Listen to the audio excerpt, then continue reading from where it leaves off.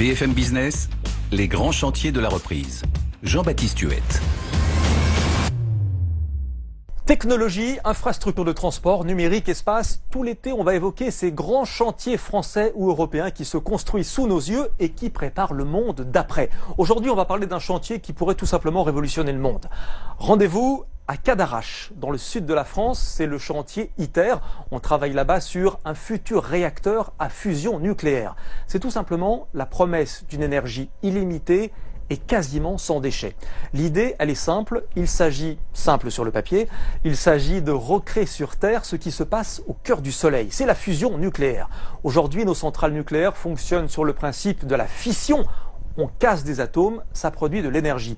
Eh bien là, on fait l'inverse. On fait chauffer un gaz à 150 millions de degrés. Il en résulte une sorte de soupe, du plasma, maintenu par des puissants aimants dans lesquels les particules vont pouvoir fusionner en dégageant de l'énergie. Cette énergie, elle va servir à chauffer de l'eau et donc à faire tourner des turbines.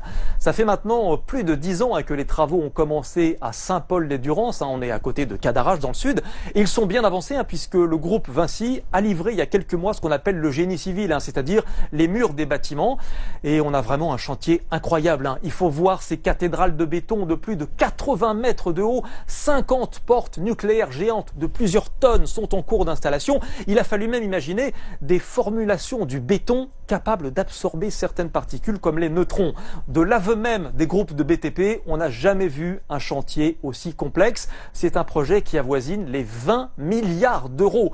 ITER, c'est un projet international qui est financé à un petit peu plus de 40% par l'Union européenne et le reste par la Chine, les États-Unis, le Japon, la Corée, la Russie. Beaucoup de monde, un peu plus de 30 nationalités. Ça se passe en France avec toutes les retombées économiques que cela peut avoir. 3,6 milliards de commandes pour les entreprises françaises, PME et grands groupes. Vous avez plus de 400 entreprises sous-traitantes qui sont derrière. Alors maintenant, c'est vrai, il va falloir être un petit peu patient avant de recharger son téléphone portable avec un réacteur à fusion. On estime que tout devrait être prêt aux alentours de 2050-2060. Il va y avoir avant de très nombreux rendez-vous et de phases de test. C'est vraiment un programme au long cours qui avait été initié sous l'ère Mitterrand, Gorbatchev, Reagan. Ça ne nous rajeunit pas.